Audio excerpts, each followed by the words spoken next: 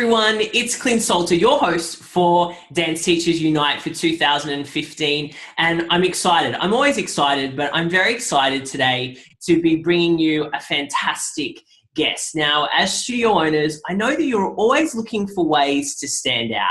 How do you differentiate yourself from the studio that's up the road, down the corridor, above you? Well, I've got someone that is going to help you do that today and do it through media exposure. She's the guru when it comes to how to get media exposure for your studio. So I'd love to welcome our guest today, Susan Harrow. Hi, Susan. How are you? Hi, so nice to be here. It's so funny that you called me a guru. I would never call myself a guru, and I hope no one would call themselves a guru or a master, because you want other people to call you that, but you never want to say that yourself. Like if somebody says, oh, I'm enlightened, then I don't believe they are, right? I love that. Well, that's a first great tip before we've even started. Yeah. You can give yourself a moniker, because a lot of people like that.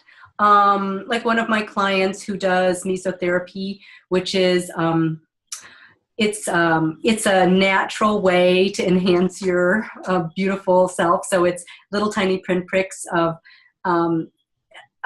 homeopathy, vitamins, and minerals underneath the skin. So he calls himself, or we named him, the top or the foremost expert in mesotherapy in the United States, because he brought it over from France, right? Mm-hmm. So you can say, I'm the top this or I'm the top that, if you are, or nationally recognized, or some other something that's really shows that you're unique in your industry. Like, who was the actor that I heard say, I'm the only one who shot Robert De Niro dead? And the interviewer said, but he's been shot before. He said, yes, but not shot dead. And that was in the actor's bio. Wow, I love that. I think that's a fantastic example. Now, before we jump in, Susan, can you let our studio owners know in 60 seconds a little bit about what you do, and also what's your big mission in the world? Yeah, so I can sum up that in a sentence, which is speak your mind, stand your ground, sing your song. So I would say I have sort of two missions. One is that everyone speak their truth. And what I mean by that is not that you tell all, but that you tell the most important things in the appropriate way to the appropriate person, meaning that you really select what is very specifically of interest to your audience only. And that's the only thing that you say in all circumstances. So what I would call my big vision, and I'm not sure if you're asking about this because you read it in my bio, the wild bio part, but my big vision is to bring communication skills and Aikido to schools all over the world, because I love that combination. Aikido is a Japanese martial art of love and harmony, but it's still very Budo. It's still very martial, as we say. So that's, in Aikido, you never go against the person's energy. You always move in the flow of that person's energy, and you move that person with their energy, and you use their energy to throw them. It's the same in media.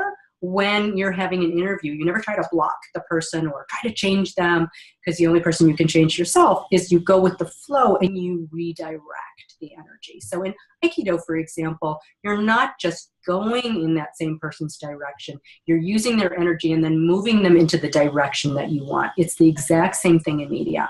So I want to bring communication skills, meaning people being able to speak and facially, body, speak their mind in a way that is true to themselves in any circumstance. So everybody can speak up for themselves. And then the body part of that is learning the Aikido, which is also how to get along with people.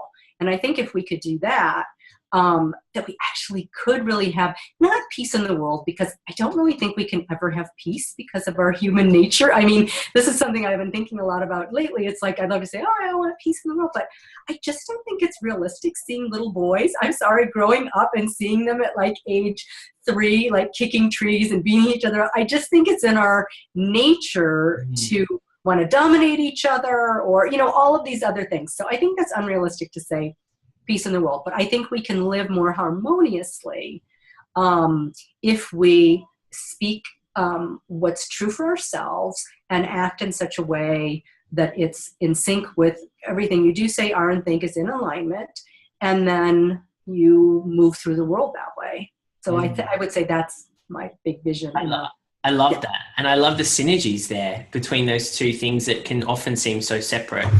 Like I mentioned in the intro, a lot of our dance studio owners, when it comes to getting media exposure, they get a bit stuck. They're like, okay, so I'd love to get a story placed in a local newspaper or an online resource, or I'd love to be on our local radio station or local television network. I mean, what are some of those mistakes that you see being made up front for people that want to get some type of media exposure? Yeah, I think there are three biggest mistakes. Number one is talking all about yourself, because the media is all about an angle and what's good for their audience. That would be number one. Number two would be to send out a press release before you're media trained or before you've actually practiced your sound bites. So people typically do things back-asswards. They get so excited, they send something to the media, and then they have their OSH, you-know-what moment when the media calls. Now what am I going to say?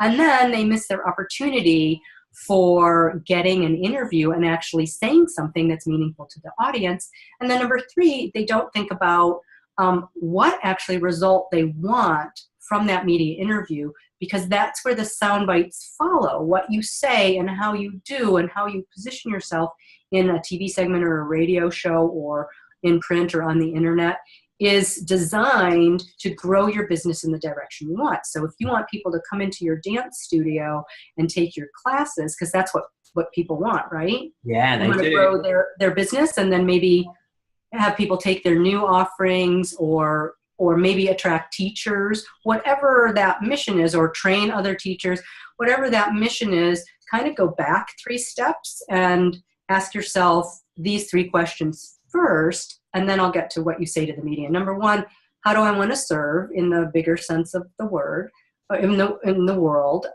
That's number one. Number two, what do I want for myself? And I'm talking about spiritually, physically, financially, emotionally, both personally and professionally. And then number three is, what do I want my audience to do? Do I want them to call up? Do I want them to walk into the studio? Do I want them to get to my website? Do I want to offer them something so they get onto my list so I can contact them? Because realize that in today's environment, even if you're working locally, that sometimes it takes 10 touches for somebody to make a decision. So they may need to see you on television, read about you in the local newspaper, hear you on radio, and then maybe,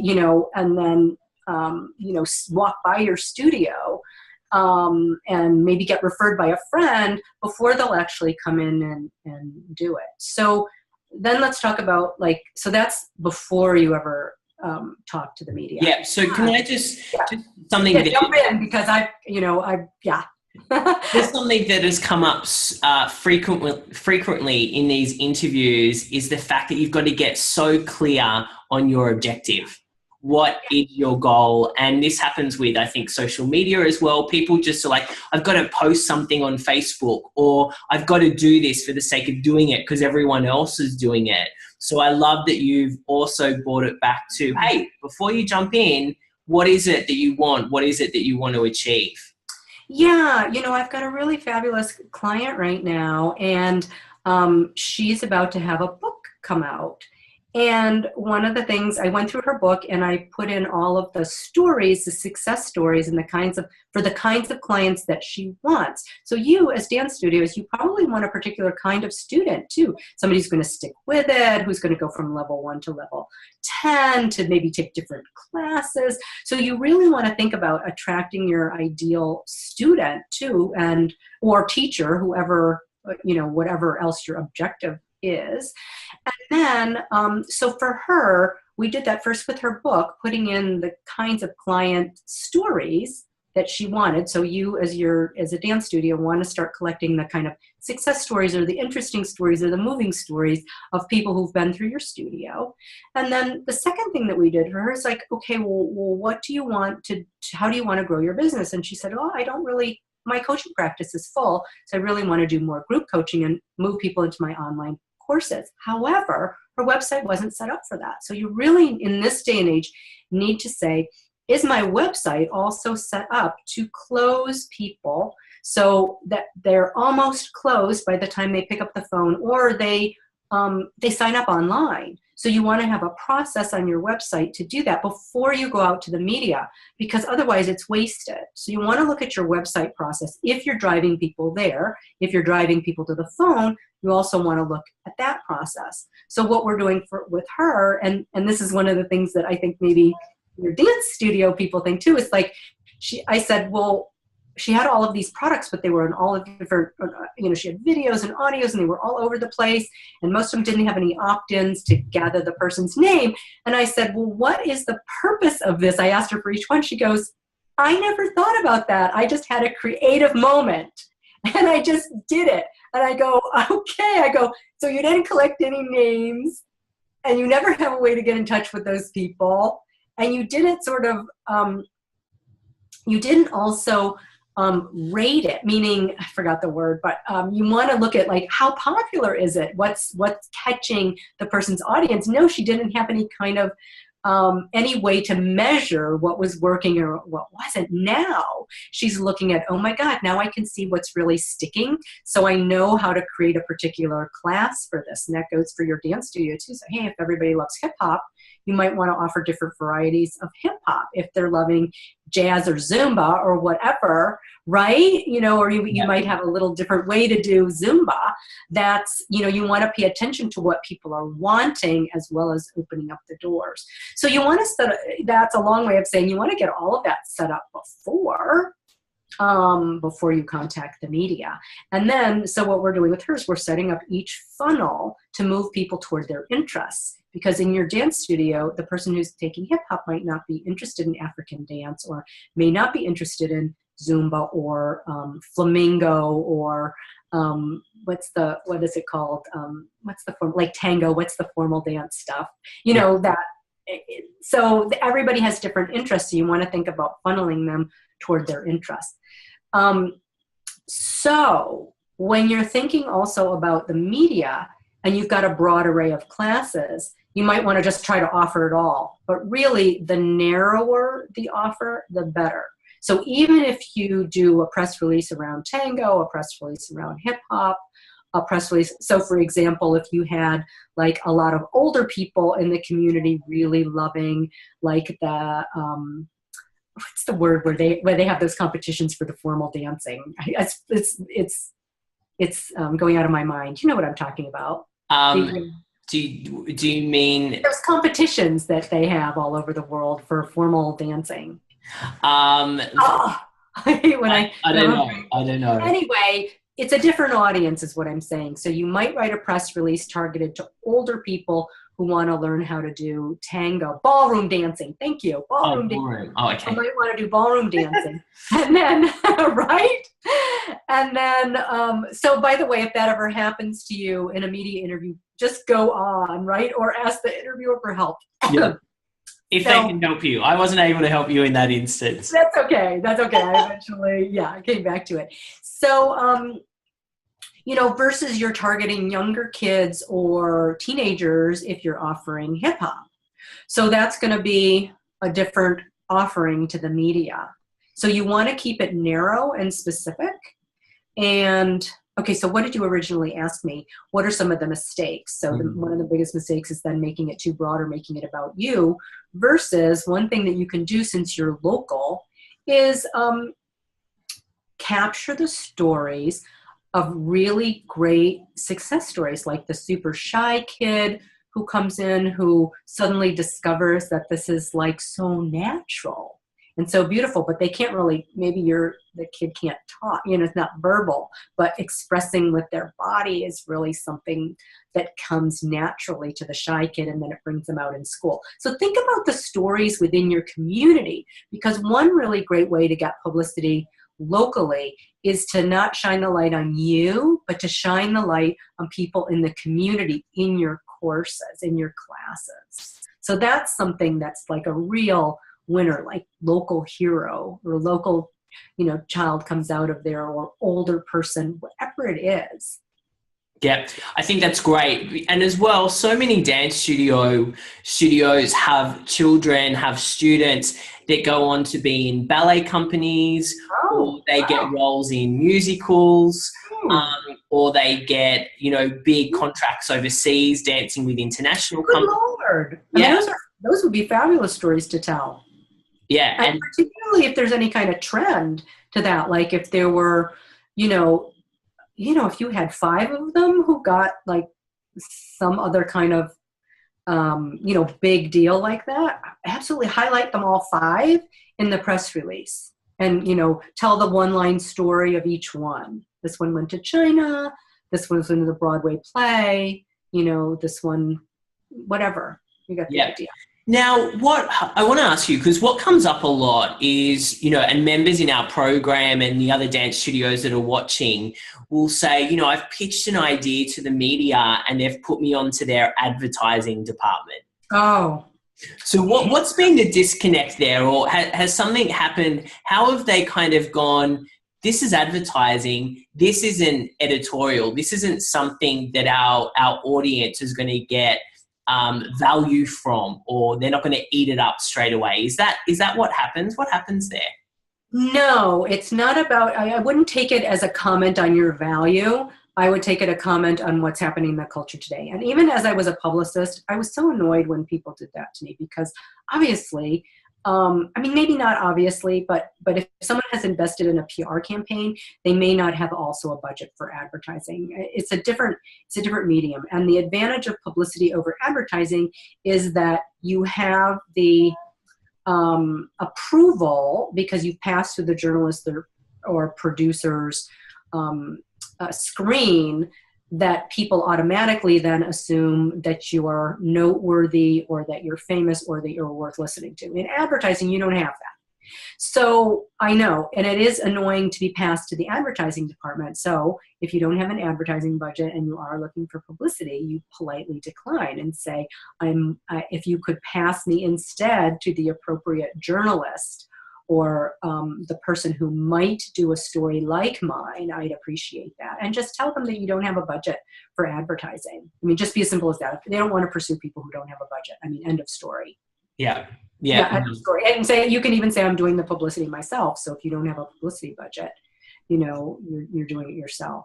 So, so that's just something that's, and there's a big blur in the culture today now for advertorials. Even in the New York Times, right? Like, we don't always know what sponsored copy is. Yeah. So it's a whole move in the industry to the online world too, that this has become, the advertorials have become much more blurred. Yeah. And I think even with, what we've seen over the last, 12 to 18 months is this rise of agencies. I used to be an agent for TV and media personalities, people that were on, TV and published books.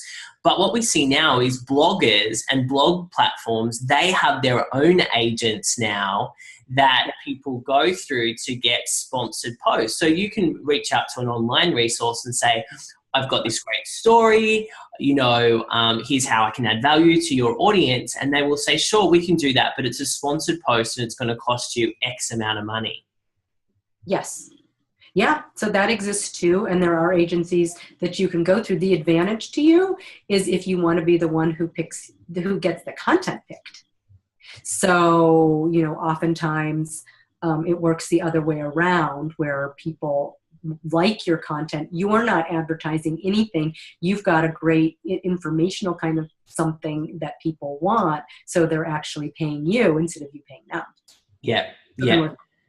What I guess another challenge that studio owners are facing is like, how do I get the contact details of these people, or how do I know who's the right person to speak to, the right journalist to speak to that look after that department? So whether you're going on a health angle or whatever it might be, how do we know who to send our media release to so it's not sitting in the wrong person's inbox? Yeah, so there's a number of quick ways to do it. Because your people are all over the world, right? Yeah. Yeah. So online there, you can find them on Twitter, number one. And then we'll talk about strategy of approaching them if you like. So you can find them on Twitter. You can also find them in LinkedIn. There's plenty of people in LinkedIn that you can get at, you may not be able to contact them directly via email, but you can contact them via LinkedIn. And then the other thing is, quite simply, now like local TV and radio and newspapers have they list a lot of times their contacts online. So it's really not that hard to find anybody. Plus you can Google it, and you'd be surprised at how quickly you can come up with contacts just in Google. And the advantage of also Googling them is that you know about them personally, and you can research their beat or what they write about or what they talk about before you approach them, which is what I would highly recommend. I love that. And it's so true. I mean, and if you've got a bit of private investigator in you as well, you can kind of dig into. Or you're a little nosy. Yeah. You're curious. You're curious. I like that better. Curious. Yeah, and I tried this out just the other day too. Not for any end, because I'm not a publicist anymore. I'm a media trainer, and I do the pre-publicity strategy for people before, like what we were talking about, like getting your website set up and getting all of that. But I just did this for fun because I wanted to, for no other reason than this. There was an interviewer that was substituting for a show that I listen to regularly here in the U.S. And I really liked her. I really loved her style. I love him too, but he's a little abrasive. And so, and he's fun. So I like it, but I just loved her style. So I looked her up on the internet, and then I saw, follow me on Twitter. So I did. And then, 2 minutes later, she followed me back. And I just wrote, I just love your interviewing style, and I hope to see more of you. I hope you substitute more often on the show and other shows. And that's all I said. It was just a compliment. It was really sincere. And I just did it, boom, spur of the moment. And she immediately wrote back. So there, we've established a little rapport. I'm not asking anything of her. That really was sincere. So if you look to people and you, look to try to find the people who you really would like to interview you, who you do admire, both locally and nationally. Because one thing too about being, I know your studios are all local, but sometimes, like I'm here in the San Francisco Bay Area. I'm flying to San Fran in 2 days. Oh my God, get out of here. No way. Get out of here. Yeah. That's so fun. Yeah, it's a great city. I lived there for 20 years. Now I'm in Marin. So when I was a publicist then, it was very provincial, meaning I had to get national publicity for my clients before the local media would take interest in me. And that, I don't know if that's true for wherever you are, but sometimes having had a more prestigious publication or show have interest in you, then gives the local media permission to do some publicity. So don't shy away from doing some national publicity if you've got a great story like these success stories that you were talking about earlier. Don't be afraid to reach out to a national radio show, or since you're a visual medium, a TV show. Yes, get practice locally first, particularly for TV, but and even for your industry, a video clip, would be something to absolutely link to whatever you're talking about. Yeah, definitely. I think the national publicity is very beneficial. We had one of our members about 2 weeks ago have a story published in a big online publication about one of her male dancers that ended up going viral. Wow. It was fantastic for her. I mean, she's got this little small, in a small area, not a small studio, but in a small area. But what I find is also great about that is it's great to then show that to your existing students and parents. They love seeing that, and they share that, on Facebook, they share the short clip on Instagram. That is fantastic as well. So I want people to make sure they're not just thinking about, bringing the new people in, but nurturing and keeping their existing students and parents excited. That's such a great point, because our biggest fans are the people who already love us, so don't ignore them for the new shiny thing that was sort of like the whole premise of Toy Story, right? Yeah. With Buzz Lightyear, yeah. Buzz Lightyear, right? Yeah. And that was so poignant, I loved that. But anyway, and my sweetie worked at Pixar on that. But anyway, that is so true, to nurture the students that you have, because first of all, they're growing with you for the years, and they're also your biggest fans. That's sort of the best publicity ever, is to have people love you in your studio and refer other people to it. I mean, to me, that's sometimes more gratifying than even the bigger numbers for. Yeah. 100%. 100%. I loved what you touched on with your example of reaching out to that person that was substituting, and you just sent them, a little tweet. I mean, for me, that's the beginning of a relationship.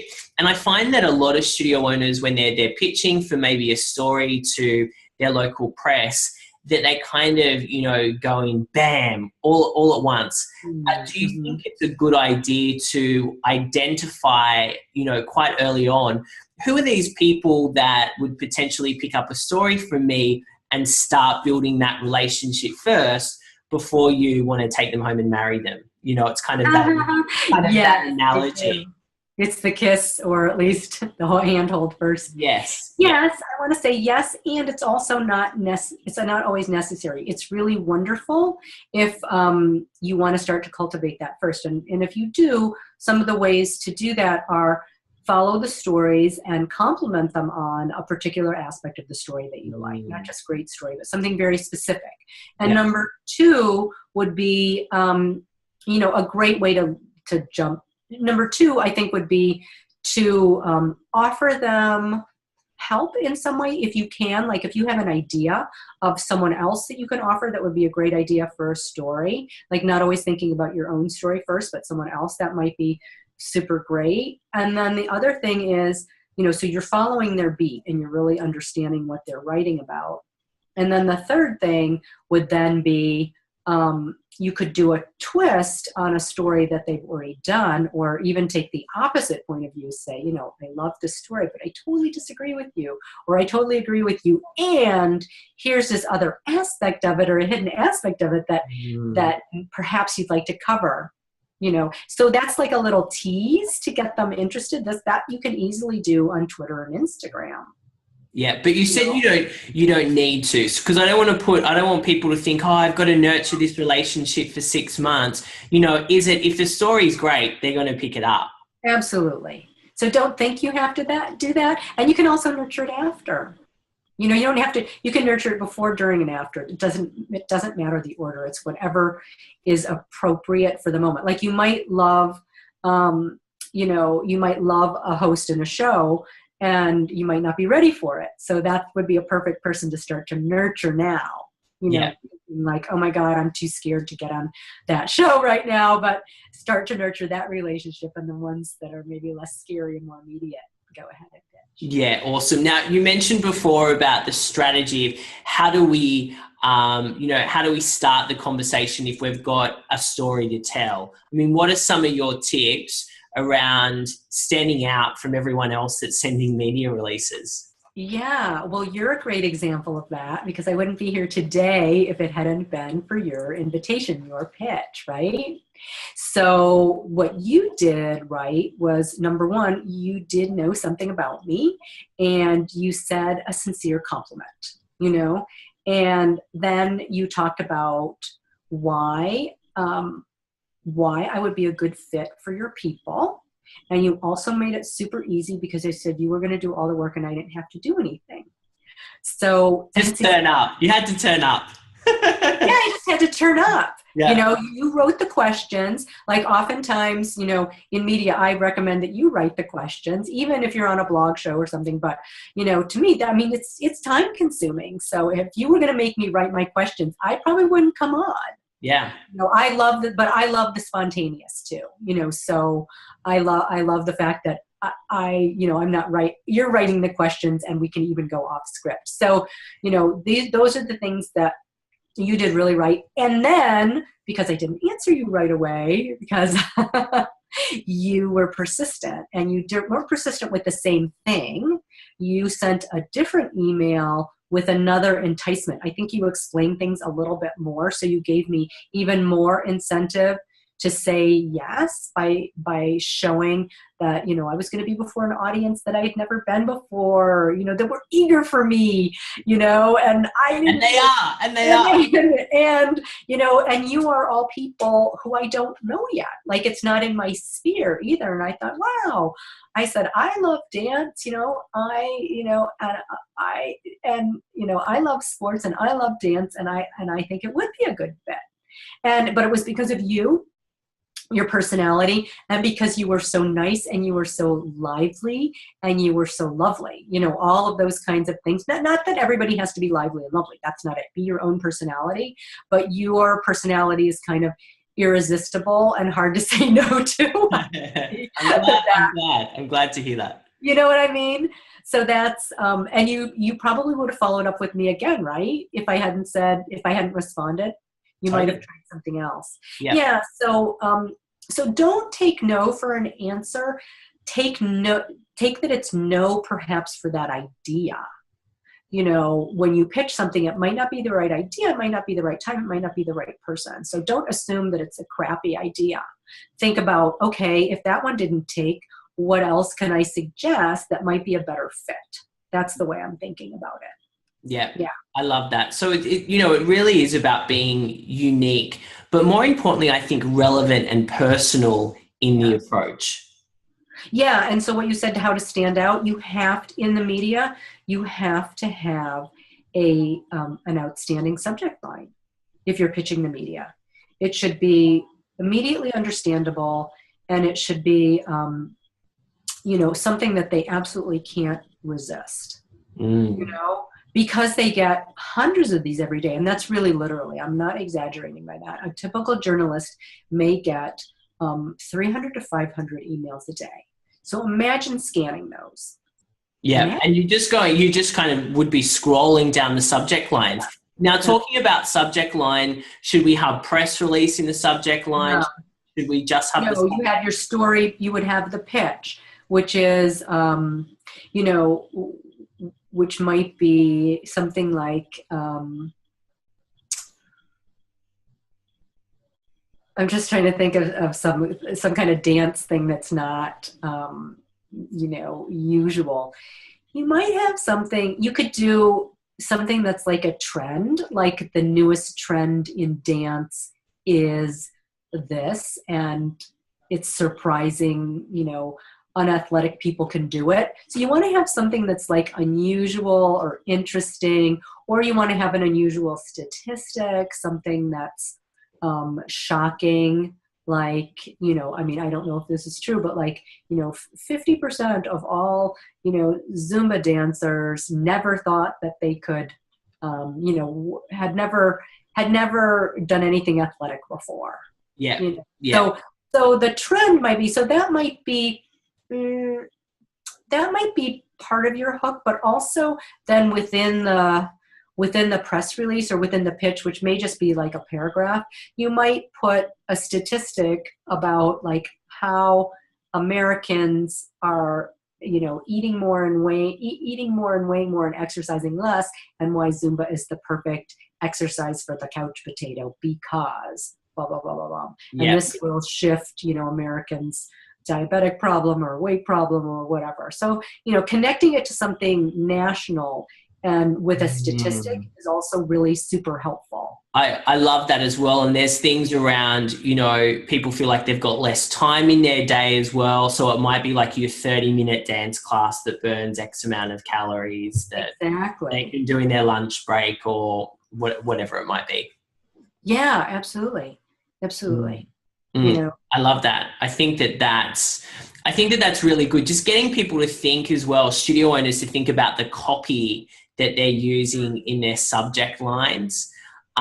So it is so important. And so when we send that email, this is tactical, but these are questions that I get asked all the time. Should our press release be an attachment? Should it be the body of the email? No attachments. Journalists won't open an attachment or a picture that's not invited. So it needs to be, you put links in there. So you can put links to videos, links to your social media, and you should, put there. You can embed, if you know how to do it, you can embed a picture, but it can't show up as a JPEG. It can't show up as an attached file. Yeah. So very short. Your first email should probably be really short. It'd be the subject line, a couple of lines about what your idea is, and then a little bit about you, like why you're the person to be featured in this story. You know, so those are the kinds of things that are important. And then they are going to check you out on social media and check out your website. So be sure to put in all of that information because they need to make sure you're credible. Yeah, and make sure that, you know, and we've spoken on this on Dance Teachers Unite, this online event, about how to have a great website, how to look after your social media accounts. So make sure you watch all of those videos because that's going to help you with this advice that Susan gave you today. Yeah, that's fantastic because they really do check out your whole social media profiles. Absolutely. Yeah. And the sum of all of that is going to be who they think you are. That's why it's so important not to just put something up on Instagram that you're going to be ashamed of later that you can't get down, you know? Yes. I mean, be very careful. You know, things live forever on the web, right? You can get them in time machine later on. So once you put it up there. Once it's there, it's there. Even if you press the delete button, it's somewhere. It's somewhere there. That's right. Yeah, so don't forget that. No, people take that really casually, but it shouldn't be. It shouldn't be in this day and age. Yeah. Susan, a lot of people, you know, will pitch ideas around different seasons. So it could be Valentine's Day. I was working with a Latin-based studio, and we did a lot of stuff with them around, you know, singles and Valentine's Day for those people that want to find love. That was a perfect theme. You know, there might be things around Christmas or New Year or summer's coming, how to get, you know, that beach body through dance classes. I mean, how much lead time should we be giving ourselves for those kind of, you know, themed times in the year? Yeah, so there's the holiday gift guides, which is actually guides. So if you are interested in pursuing national media, I highly suggest that you get the editorial calendars for those, because those are the most popular issues, and the editorial calendars are what they give to advertisers, but you can find most of them online, so you can download those ones that you're particularly interested in. The second thing is, and by the way, I do have a free blog post on that, so you can get some editorial calendars for free. Yeah, so just go to prsecrets.com/articles and search for holiday gift guides, and you can get some. Oh, thank you. Like they're all collected in one, you know what I mean? Yeah. Yeah, so you don't have to go out and do the hours of research. Exactly. Mostly American things. So that's fine. We've got lots of, you know, with our audience, over 50% of our audience is from the US. So okay, super. So when you get that, you can see an editorial calendar. So for magazines, a typical lead time is 3 to 6 months. So you do need to plan it out. For newspapers, it's not going to be that long. For wedding season, wanting to get into your wedding dress, like you said, a beach ball body, but also get into your wedding dress, you know, that's also, you know, an interesting fun to get into shape, right? So you could pitch all the wedding magazines. So 3 to 6 months lead time for magazines. Obviously not true for the online version. Could happen in a week or so, but realize that those are their most competitive issues. Or same with radio shows. Like I have one client who she does most of her interviews all year on Valentine's Day because that's what her topic is. She does like 200 interviews on the radio every year. That's most profitable for her, right? And I've got a client right now who has cookies, and we've created pitches for all of the different holidays. Like you said, there's a pitch for her Christmas cookies, for the Valentine's Day cookies.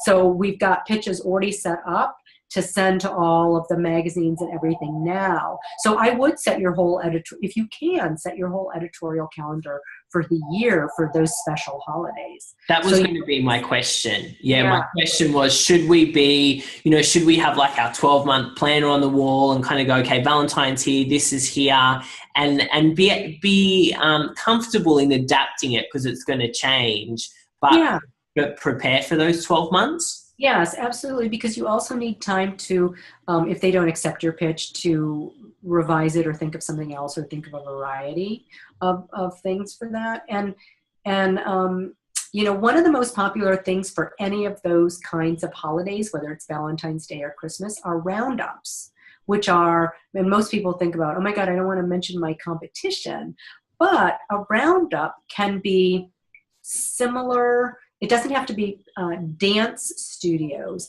It can be things that are surrounding dance studios. Like you might do a roundup of the best stuff to get in shape, which would mean you recommend food, you recommend clothes, like the most comfortable or sexy dance clothes.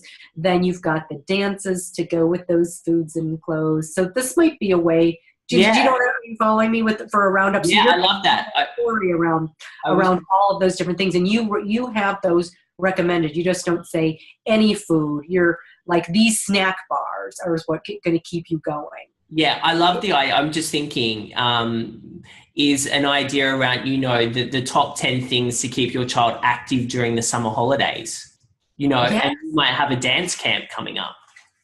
Absolutely. Absolutely. Yeah, that's a great idea. By the way, that's a great idea. Steal that, people. Take that, everyone. You can take my idea. Yeah. Yeah, but how to keep your kids safe. I mean, that could be, how to get your kid in shape and keep your kids safe. Because you don't want to, if they're stung by a bee or, you know what I mean? Or yeah, I love that. Safe and you sane during. Yeah, and you sane, exactly. Because the parents are like, the kids are at home and they're driving me insane. Right. Get them out of dance camp. Yeah, that's right. I love that. There you go, everyone. There's an awesome idea that you can take away. Just one. There's lots here. That's really valuable. I want to kind of shift gears a little bit and talk about how public relations, how this media, pitching for media, how it's changed over the last few years. Because obviously with online, there's been a lot of changes and the decline in newspapers. Can you talk a little bit about that?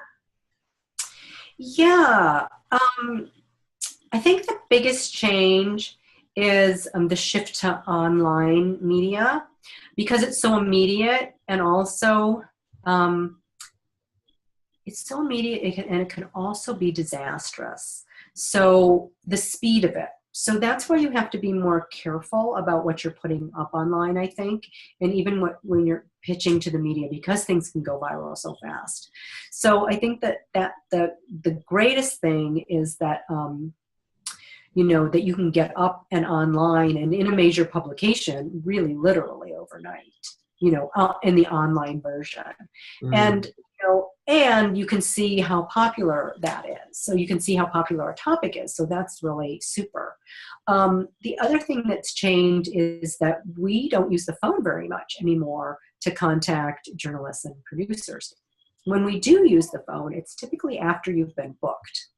So when I work with publicists who I media train their clients and create whole national TV segments and local TV segments, they secure the booking, and then we iron out. I create the TV segment and I iron out every single thing. So I iron out the props, what they're going to talk about, the questions. I plan out the whole entire segment. That leads me to the second way that media has changed, which is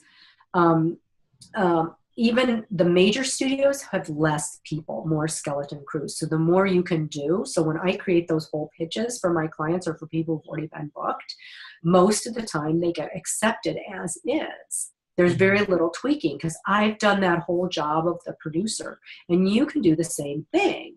You create the whole segment. You show what the B-roll is going to be, dancing, the dancing B-roll. What are the props? What are you wearing? What are you bringing? What are you bringing? Balls? Are you bringing bars? Whatever those elements are, what are you going to say that's new and exciting?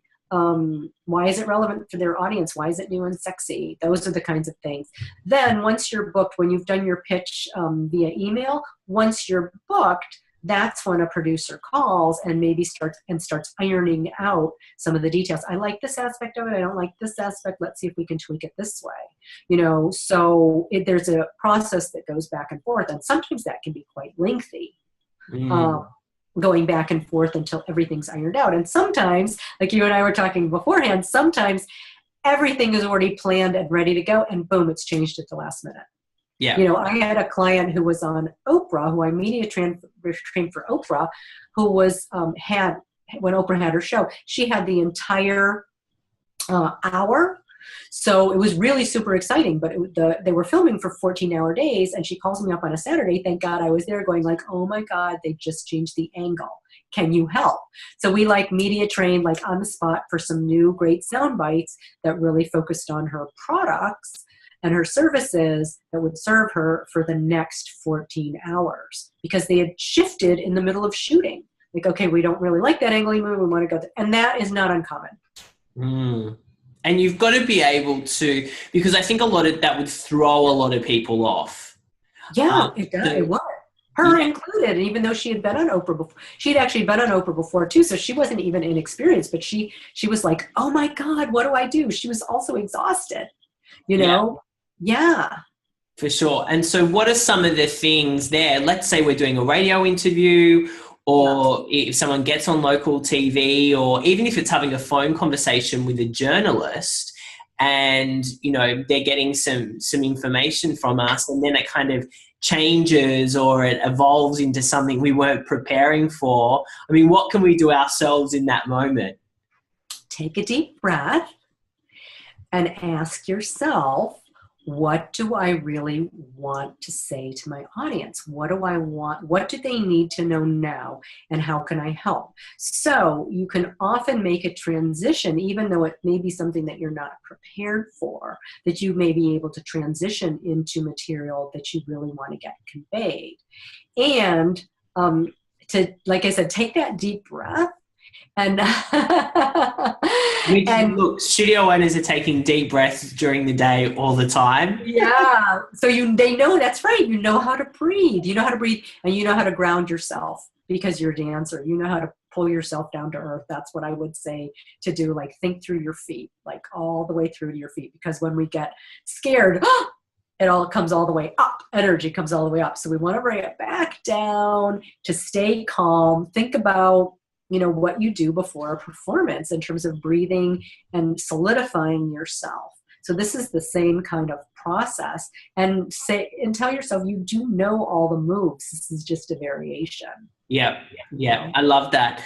I want to ask about, you brought up before, you know, with online, things can come up really quickly and go viral, and it can be good or it can be not so good. And the dance industry has seen some controversial stories come up over the last couple of years around, you know, television shows or you know, what's happening inside. Yeah, I was curious as to what you meant by that, because I wasn't sure when you said the dance industry has. So, I mean, we've had different things. You know, there's TV shows on at the moment that have been great for dance. There are ones that I feel like they've tarnished our industry a little bit as well. The same with media. I think it's with any industry. There's bad things that happen. And so how can we, you know, because not let that affect our business or the stories that, you know, that we want to put out there? How can we, I guess, put a positive light on some of the negativity that does happen? Yeah, I mean, an interesting way to deal with that, I think, might be to go right at it. Like, if there's, I don't know what you're talking about exactly what happened in the dance industry, but take that negative and say how that, so not to have that happen to the students. Yeah. So, because negativity, remember, gets 7 to 10 more play than positivity. So you want to start with the negative and then move to the positive.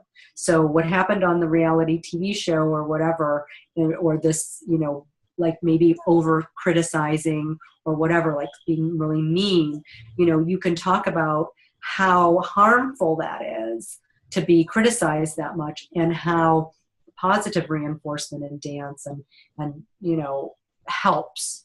So, yeah, so you could even do something like that. So take that issue head on and show how you're going against that trend. Yeah, I love that. So acknowledging and then kind of putting, you know, giving your advice, giving, you know, the way that you approach it in your studio, you as a dance studio.